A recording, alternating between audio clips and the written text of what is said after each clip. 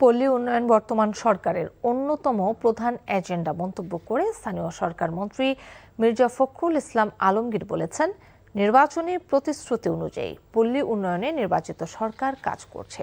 সকালে রাজধানীর শ্রীডাপ মিলনায়তনে আন্তর্জাতিক পল্লী উন্নয়ন দিবস ও শ্রীডাপের ৪৭তম প্রতিষ্ঠাবার্ষিকী উপলক্ষে আয়োজিত অনুষ্ঠানে এ মন্তব্য করেন তিনি।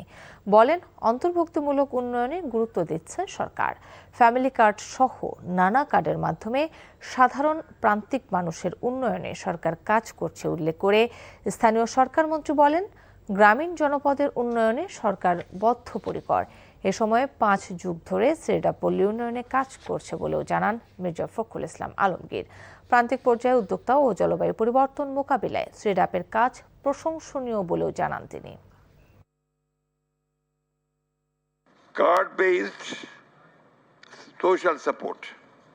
The Family Card program provides monthly financial assistance to low-income women-led households.